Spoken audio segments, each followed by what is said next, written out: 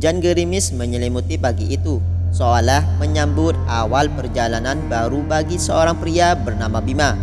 Dengan langkah tegap, ia memasuki sebuah gedung perusahaan yang dulunya sangat akrab dengannya, PT Sentosa Jaya. Perusahaan yang ia bangun dari nol, namun hari ini ada sesuatu yang berbeda.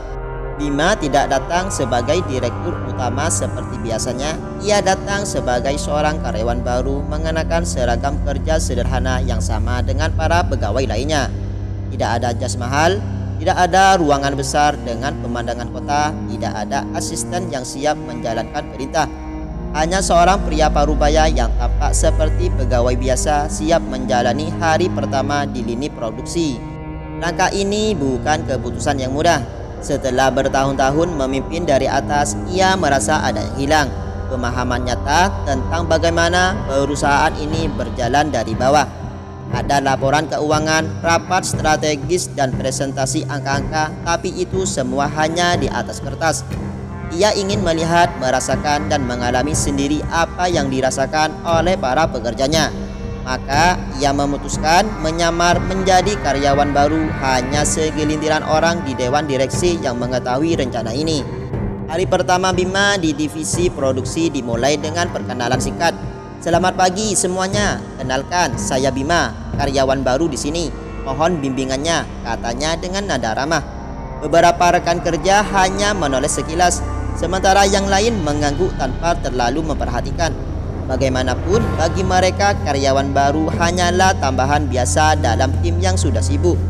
Tugas pertamanya cukup sederhana, mengangkat barang-barang ke rak penyimpanan. Namun bagi pria yang terbiasa bekerja di balik meja dengan AC dingin, pekerjaan fisik ini terasa lebih berat dari dugaannya. Baru beberapa jam bekerja, peluh sudah membasahi seragamnya. Seorang pria bertubuh kekar yang diketahui bernama Darto menepuk bahunya sambil terkekeh. "Awas mas, jangan sampai nyerah di hari pertama."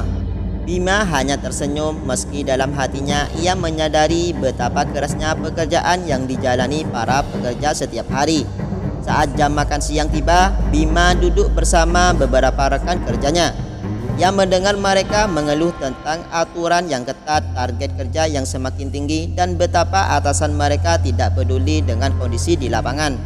"Bos di atas cuma bisa kasih perintah, gak tahu susahnya kerja di bawah," celetuk seorang pegawai bernama Sari. Bima hanya diam mendengarkan dengan seksama. Ia tidak tersinggung, justru semakin sadar bahwa ada banyak hal yang perlu diperbaiki di perusahaan yang ia bangun. Hari pertama ini membuka matanya lebih lebar. Ia kini melihat langsung apa yang selama ini hanya ia baca dari laporan manajernya. Ada banyak suara yang tidak sampai ke telinganya sebagai pemimpin. Dalam hati ia bertekad untuk menjalani hari-hari berikutnya dengan lebih dalam. Ia ingin merasakan setiap kesulitan, memahami setiap keluhan, dan menemukan cara agar semua orang di perusahaannya merasa lebih dihargai. Hari-hari berlalu dan Bima mulai terbiasa dengan ritme kerja di divisi produksi. Punggungnya sering terasa pegal, tangannya mulai penuh kapalan, tapi ia semakin mengerti perjuangan para pekerjanya. Salah satu yang paling menarik perhatiannya adalah keluhan tentang atasan mereka.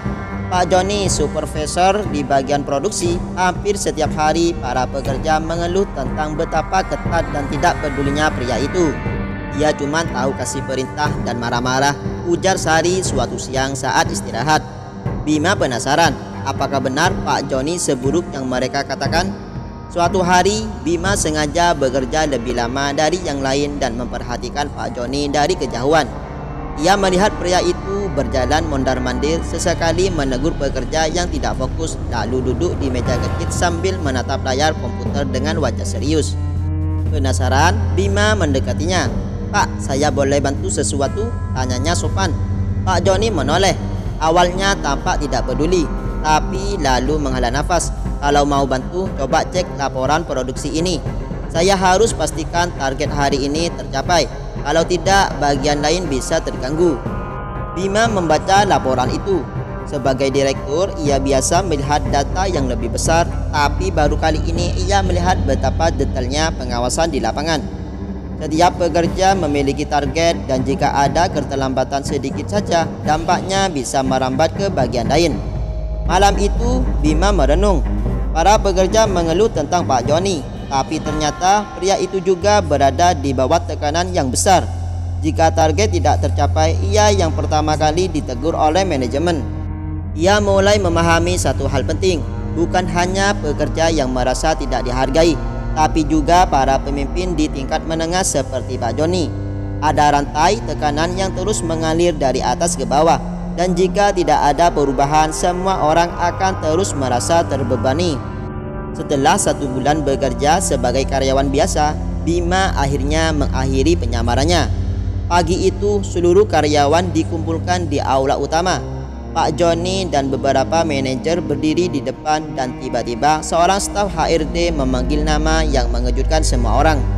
Kami ingin mengenalkan seseorang, Bapak Bima, Direktur Utama PT Sentosa Jaya. Semua mata membelalak. Bima berjalan ke depan dengan seragam kerjanya yang kini tampak sangat berbeda di mata para pekerja. "Apa, bos besar kita?" bisik seorang pekerja. Sari dan Darto yang sering mengobrol dengannya hanya bisa terdiam. Semua orang terdiam menunggu kelanjutan ucapannya. Saya menyadari ada banyak hal yang perlu diperbaiki, bukan hanya dalam sistem kerja, tapi juga dalam cara kita memahami satu sama lain. Saya melihat bahwa pekerja di lini produksi merasa tidak dihargai, sementara supervisor seperti Pak Joni juga bekerja di bawah tekanan yang besar. Pak Joni tampak terkejut namanya disebut, tapi ia tetap menyimak dengan serius. Banyak dari kalian yang berpikir atasan tidak peduli, tapi saya juga melihat bagaimana Pak Joni harus berjuang memastikan semuanya berjalan lancar, meskipun kadang cara komunikasinya kurang baik. Bima menatap semua karyawannya dengan serius. Saya ingin perubahan. Mulai sekarang kita akan memperbaiki sistem kerja agar lebih adil. Target tetap penting, tapi kesejahteraan pekerja juga harus diutamakan. Saya akan memastikan keluhan kalian didengar, dan kita akan bekerja sama untuk menciptakan lingkungan kerja yang lebih baik.